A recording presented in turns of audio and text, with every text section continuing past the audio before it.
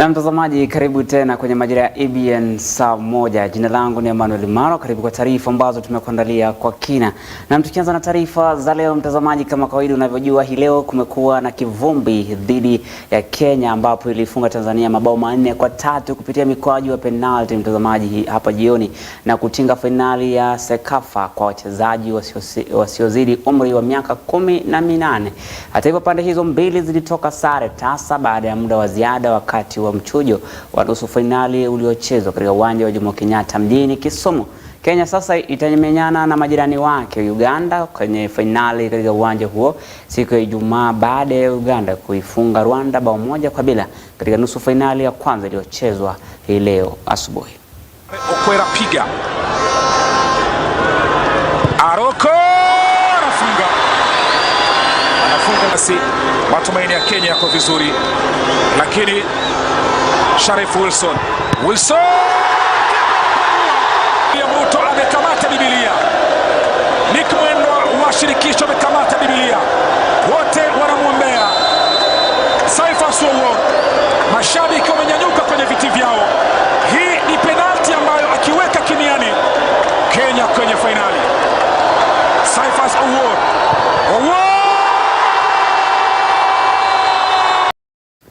Na mtazamaji, imekuwa ni bashasha kabisa kwa wachezaji hao pamoja na mashabiki ambao walijaa ugani hapo kwenye Jomo Kenyatta hapo Kisumu. Mtazamaji, ni awamu ambayo wengi wametarajia kwamba Kenya ingefaulu katika mchezo huu ambapo umetarajiwa na wengi zaidi mtazamaji.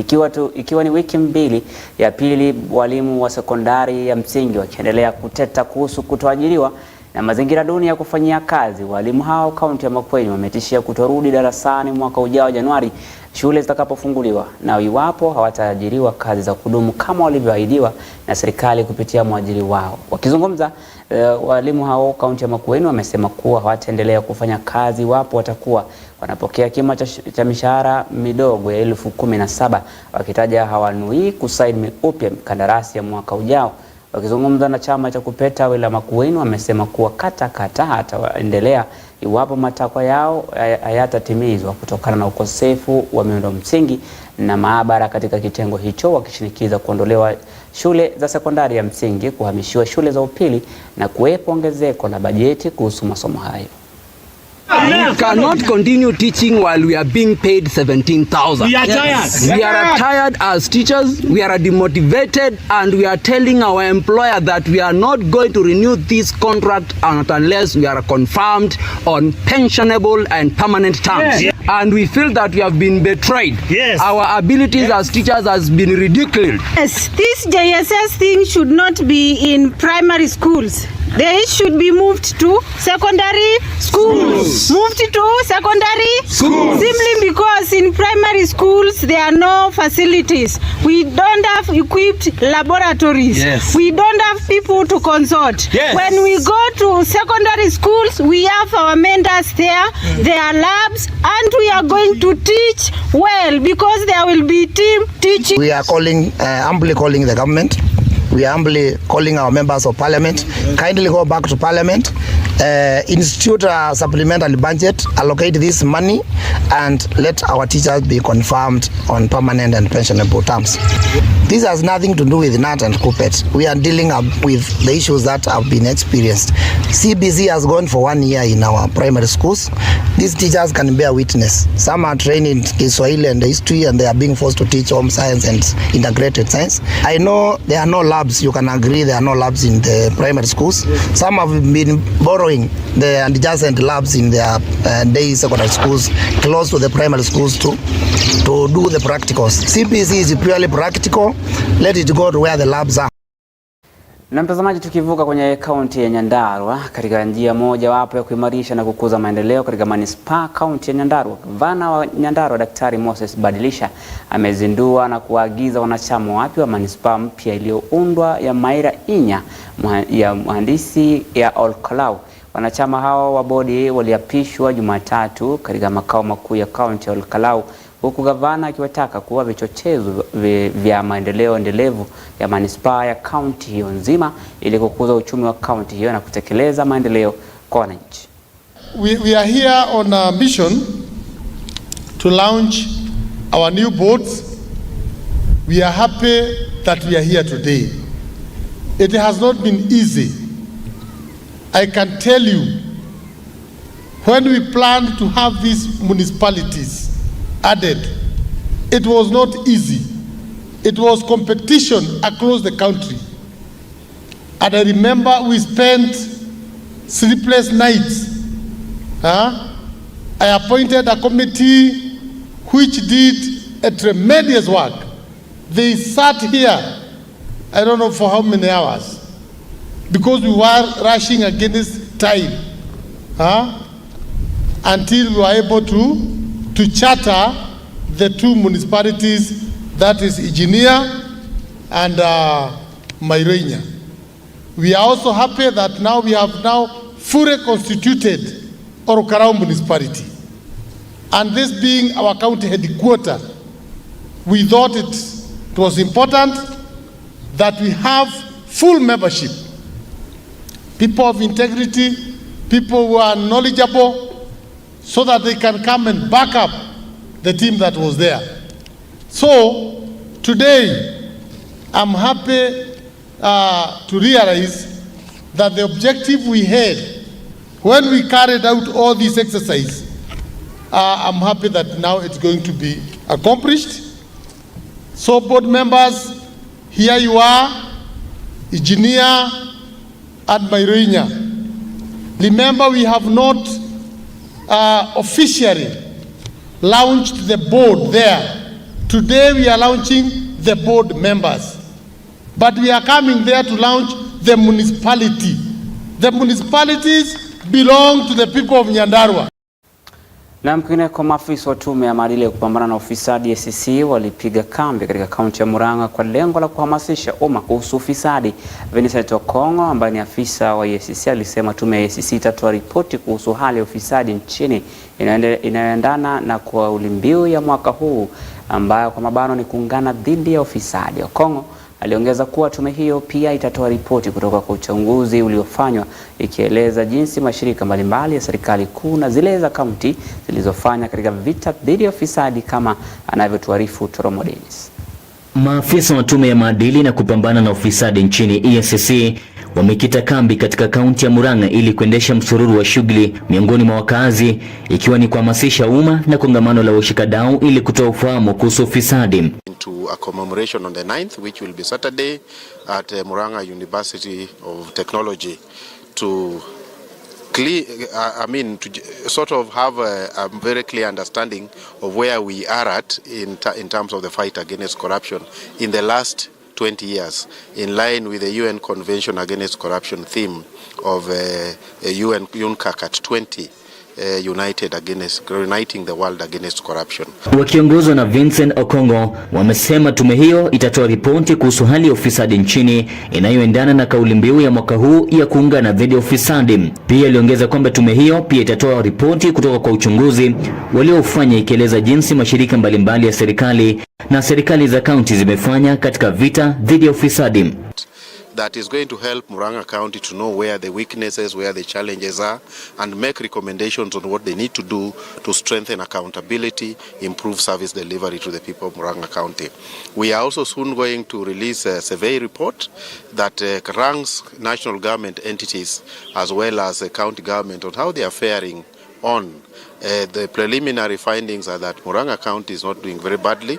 Hivi majuzi tume hiyo iliibua madai kuhusu ongezeko la ufisadi katika kaunti, ikitaka hatua za kuimarishwa ili kudhibiti. Kwa upande wake, gavana wa Murang'a Irungu Kang'ata amesema utawala wake umeweka mikakati ya kukabiliana na ufisadi katika mfumo huo.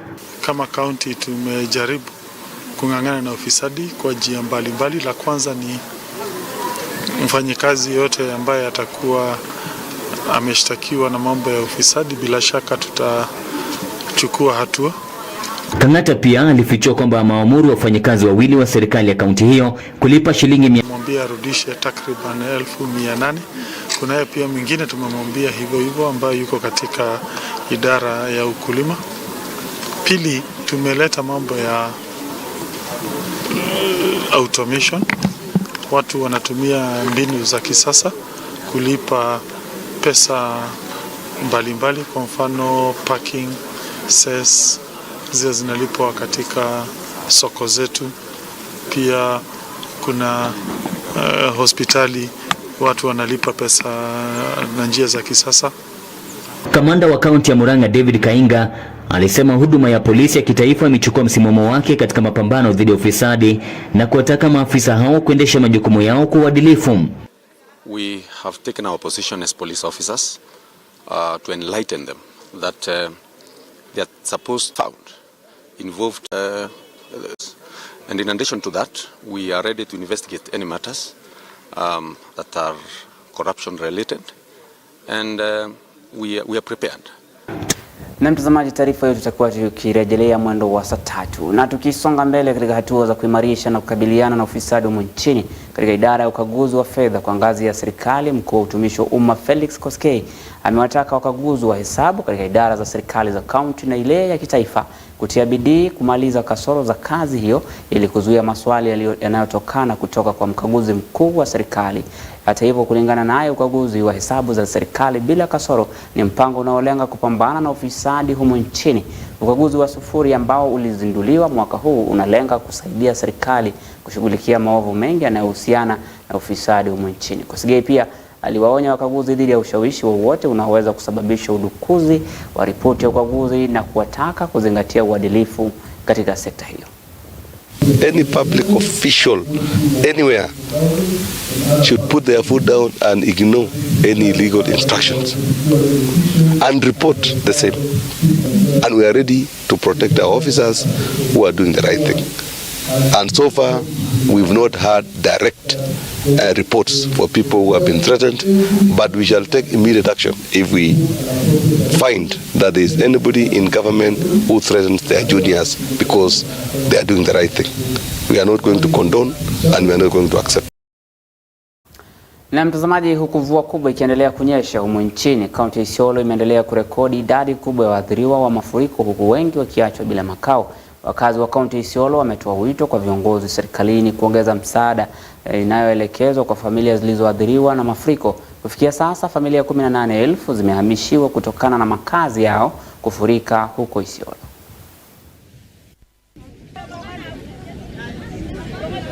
Vile tumeweza kuendelea kuona na mvua jinsi inavyoendelea kunyesha, hofu yetu ni kwamba bado tunaona tutaendelea tu kuumia bado, kwa sababu katika manyumba saa hii maji imekuwa inatoka, hatujui hata inafunjika wapi. Madamu zinafunjika, maji mto inafunjika, inakuja inatufikia ndani ya manyumba. Inabidi kwa hiyo usiku tunatoroka kwenye manyumba, tunaenda kando pale maji hajaweza kufikia. Kwa hakika maji kabisa ndio imekuwa changamoto kwetu. Mvua ikiendelea kunyesha, mvua ndio imekuwa changamoto kwetu, kwa sababu hiyo maji inapotukuta na watoto. Saa hii wengine majirani wengine saa hii wameweza kupeleka watoto katika kwa manyumba ya majirani. Tunatoa watoto hapa, tunaenda tunalala kwa majirani. Tunapotoka hapo, hiyo ndio imetuangamiza. Tunaomba tu kwa sababu ya mvua vile inaendelea kunyesha, serikali yake tunaomba wawe makini kutuangalia, kwa sababu hawa ndio tegemeo yetu na ni hawa ndio tunawaangalia.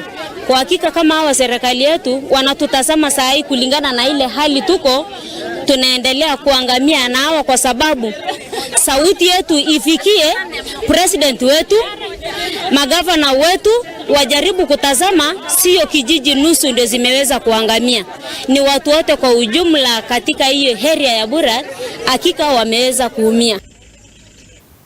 Na tukisonga mbele mtazamaji, hazina ya Hasla iliyozinduliwa na Rais William Ruto ili kuwapea Wakenya mikopo pamoja na vikundi vidogo vya kibiashara kufikia sasa imetoa zaidi ya shilingi bilioni 41 kwa Kenya, zaidi ya milioni 22 tangu kuanzishwa kwake, kulingana na takwimu za hivi punde kutokana na serikali. Kulingana na kauli ya Susan Auma ambaye ni katibu mkuu wa sekta hiyo, amesema kuwa ugavi wa pesa hizo utavifaa zaidi vikundi vidogo vya kibiashara, hata hivyo kupanuka zaidi. The question of unemployment is a question that all of us sit together and jointly come up with interventions. So we have quite a number of interventions that you are discussing, but specifically for this forum is to look at MSME, because the only opportunity now we have to create massive jobs to our population is the MSME sector, because out of the workforce of 20 million, only 3.5 are engaged formally, are formally employed, meaning we have 16.5 million Kenyans who are outside there, who are informal, who are trying to do things on their own. So the responsibilities of the two levels of government right now is to see how do we make the self-employment opportunities become more secure, become more competitive for our population. At the national level, we have a number of catalytic funds which are supporting the MSMEs. From the government side, the new kid on the block, of course, is the Hustler Fund that we all know about, which has so far covered 22 million Kenyans. And we have been able to disperse, as of today, close to 41 billion. Here was a gov checked, 41 billion Kenyan shillings. To close to 22 million Kenyans, and where you have applied the way our MSMEs. All this journey is expected to help our MSME move from being informal to somehow formal, because if they are formal or we have like a basic KYC, they know your customer kind of data, we are able then to support them and see to it that we can build their capacity, we can do networking, we can look for market both domestically and even globally. This, especially the private sector.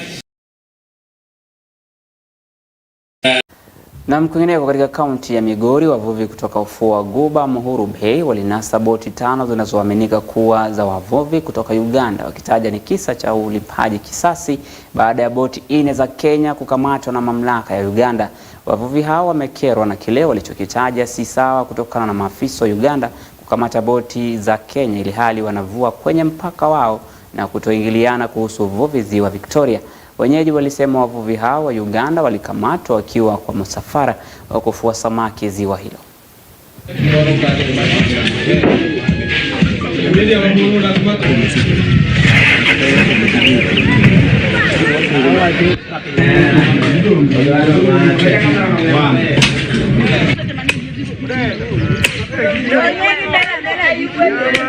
Sisi pia ni wananchi wa Kenya, tunafaa kuhudumiwa. Lakini hatuna amani. Unaenda ziwani, umetumia 1 million point 3. Boti inafika ziwani inashikwa, ikipelekwa Uganda wanataka 50,000. They took 5 boats from us, and now we took their boats also 5. We don't have problem with them. They need to come, they turn us 5, we give them 5. Tulikuwa tumeshafumilia. Wananyang'anya nini samaki wa kila siku, wanarudia, bado tunachukua pesa yetu, tunaweka kwa mtumbi, inaenda pale, inaenda ziwani. Kila mtu anatoa boti yake kutafutia watoto yake kwenda ziwa. Na Waganda kuona samaki kwenye macho, anachukua yote. Hajui ile pesa, hajui wafanyakazi anachukua nini, anapata nini, anaenda nyumbani nini, anakuja bure. Maofisa from Uganda, wacheni kupiga watu wetu, kulazimisha watu wetu kukula samaki mbichi. Hata wewe mwenyewe huwezi kukula samaki mbichi. Samaki mbichi ni sumu. Mtu akikula anaanza kufura alafu hao wanakufa. Na kwingineko, wafanyabiashara katika soko la Bumala Butula kaunti ya Busia wamelalamikia kile walichokitaja kuwa zogo la taka ambalo limefanya soko hiyo kuwa na mazingira duni kutokana na uchafu uliozagaa eneo hilo. Serikali ya kaunti ya Busia imelaumiwa kutochukua hatua ya kuokota taka na kufungulia mabomba na mitaro ya maji taka licha ya kutoa ushuru mkubwa kwenye kaunti hiyo na kupelekea mazingira hayo kuwa machafu zaidi, wakihofia magonjwa yanayotokana na uchafu kwa soko hilo huenda yakawaadhiri. Miezi 17 hawajawahi lipwa chochote. Mimi nataka niulize serikali ya kaunti, je, ni haki wananchi wangu walionipigia kura kukaa kwa miezi 17 bila kulipwa mishahara? Naomba sana tusaidiwe kwa ajili ya kufagia Bumala hapa. Na hapa Bumala hakuna watu wa kufagia, hatuna watu wa kufagia sokoni. Kule ukienda huko chini Flora kumejaa na mpaka choo inafanya maji inatirika na ni uchafu, huwezi kukaa. Watu wanakaa wanafaa hivi. Na wale waliokuwa wanatufagilia hawalipwi na wajalipwa. Serikali ya kaunti ya Busia tunasema ya kwamba ikiwa huyu ng'ombe hawezi lishwa vyema, wacha basi ng'ombe ikafiche maziwa. Na kwingineko, polisi wa Kakamega wamemwachilia huru mbunge wa Mumias Mashariki Peter Salasia kwa dhamana ya shilingi 20,000 kwa madai ya kutishia maisha ya afisa wa idara ya mahakama Gladys Kiama. Mbunge Salasia alitakiwa kufika katika kituo cha polisi kujibu shutuma ya kumtishia afisa huyo wa mahakama dhidi ya malalamishi wiki jana. Kwa mujibu wa maafisa wa upelelezi, ameandikisha taarifa na afisi ya kurugenzi ya mashtaka ya umma licha ya Salasia kudai kuwa ni masuala ya kisiasa dhidi ya kumharibia jina. But this issue was political because I never threatened the magistrate with any information that maybe could link with killing and even confronting her, as the media had reported recently. That on Monday I was in Kakamega, na wakati nilikuwa Kakamega nilikuwa hapo nika confront lawyer after ametoa judgment yake, but hiyo ilikuwa total lies, and I think somebody should carry the burden na ambie the public ukweli that hiyo ilikuwa ni uongo, because from the OB ambaye imekuwa reported there is no anywhere that I've been implicated that I confronted anyone. So those were total lies, and I think if I can take the necessary action against ule mtu ambaye amefanya hiyo, then itakuwa a very big because hiyo ni defamation and blackmail before the people, and yet I'm a public figure. Na kwingine, kwa mkaguzi wa bajeti Margaret Nyakango mapema hii leo alikamatwa na polisi kwa ushirikiano na maafisa wa DCI pamoja na vikosi vingine kufikishwa katika mahakama moja mjini Mombasa, ambapo alikana mashtaka yanayomkabili na kuachiliwa kwa bondi ya shilingi milioni 2 pamoja na mdhamini wa pesa sawia au dhamana ya shilingi nusu milioni. Hata hivyo, Nyakango anakabiliwa na makosa manne akiwa na watu wengine 10 yakiwemo kula njama ya ulaghai, kuendesha ambapo ni shirika la ukopeshaji ambalo na pia isiyo na leseni, kugushi na kutoa nyaraka za uongo, aliyoshtakiwa mwaka wa 2016 kabla ya kuwa mkaguzi mkuu wa bajeti nchini. I hereby admit to a bond in the sum of Kenya shillings 2 million with one surety of similar amount. There is an alternative of Kenya shillings 500,000 cash bail. Summons to issue that is against the other 10 who are not in court today. Kwingine, kwa mwili wa mwanaume mwenye umri wa miaka 37 ambaye anadaiwa kuzama ndani ya maji ulipatikana katika eneo la Mikuyu, kaunti ya Machakos. Mwanaume huyo alikuwa akirudi nyumbani kutoka ziara yake alipoteleza na kuzama ndani ya mto huo. Meneja wa kijiji hicho pamoja na viongozi wengine husika walitoa wito kwa wananchi kuwa makini katika kipindi hiki cha mvua kubwa, pamoja na kuiomba serikali kusaidia kujenga daraja ili kuzuia maafa zaidi kutokea kwa wananchi wa eneo hilo. Nilikuwa nimetoka kusaga unga. Wakati nilifika kwa mto, nikakuta maji yalikuwa yamefurika. Mimi nikavuka mto, kuna wengine walikuwa nyuma wakakuja. Yeye alikuwa namba 3 ya kuja. Alafu akaingia kwa maji. Tukaona mtu amepotea. Alikuwa ametoka ngambo ile nyingine, alafu nikapigwa nikaambiwa alikuwa anavuka mto jioni. Alipoingia kwa maji kamteremsha pande ya chini, alafu wenye walikuwa kwa mto wakamtafuta akakosekana. Ndio sasa asubuhi tukarauka tukamtafuta hadi kwa leo tuyampata. Maji yalikuja kwa kishindo, yakampata katikati, yakamsomba. Tumerauka asubuhi na mapema, tumepita safari ndefu along the river banks. Tumetembea for more than 50 kilometers tukimwangalia along the river banks, na bidii zetu ni kama hazijafua ndafu, kwa sababu juzi tumekuwa na shinda hiyo tu. Kuna mtu amesombwa na maji mahali hapo tena, na bidii za kumtafuta hazikufua ndafu vizuri. Hapo visa vimezidi kuwa vingi. Kila msimu wa mvua kila mtu anasomba, hata kuna wengine wanasoma mara 2. Watu wa siasa wametuambia mara mingi watafanya hiyo daraja, lakini bado hawajafanya. Sasa watu wamepotelea hapo wengi. Wakati huu tunaenda kufungua shule. Watoto wa Ntoroni secondary school wako, watoto wa primary wako, na bado hatujapata kitu ya kuvuka nayo. Na mtazamaji, huko hayo yakijiri, mwanaume mmoja alibebwa na maji katika mto Dangadha ulioko eneo la Uragathe, eneo bunge la Tharaka. Juhudi za kutafuta mwili wake hapo jana hazikuzaa matunda, huku wakazi wakiendelea kulalamikia mito iliyofurika zaidi.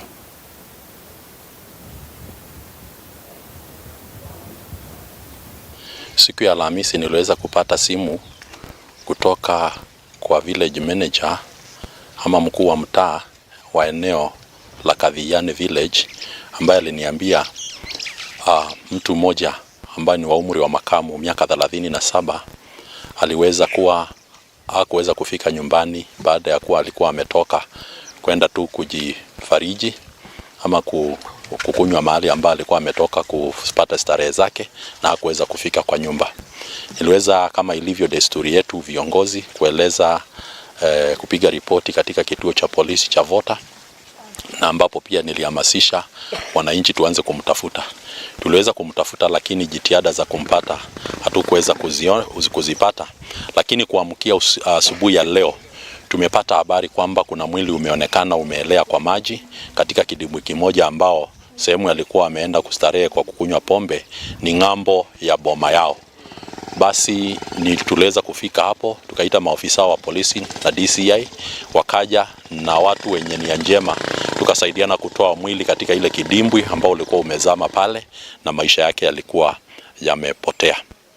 Ningependa kutoa onyo kwa wananchi, kwa wananchi wakati huu ambao tumeonywa na serikali kuna majanga mengi ambayo yanatokana na mvua ya El Nino, kwamba waweze kutia tahadhari kukaribia mito na sehemu zenye maji kama masilanga na vidimbwi, kwa sababu imelete hasara kubwa sana. Kwa mto hapo ndio mambo iliishia kufika sasa.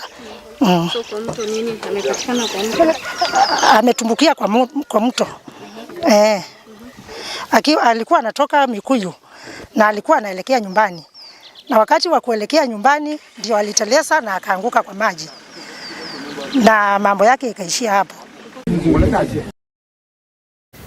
Na kwingine kwa mtazamaji, tukisonga mbele na habari zingine ni kwamba serikali ya kaunti ya Meru imetoa ilani ya siku 5 kwa shirika la ujenzi wa nyumba la kitaifa linalojenga nyumba za bei nafuu Meru kufuatia kanuni za ujenzi katika kaunti hiyo. Wakiongozwa na afisa mkuu Martin Mtwiri, maafisa hao wamewataka kuzingatia sheria na kuweka bango la mkandarasi kwa mradi wa serikali ya kitaifa wa nyumba za bei nafuu ili kutekeleza kandarasi hiyo, kwani serikali ilianzisha mradi huo bila kuzingatia utaratibu wa ujenzi.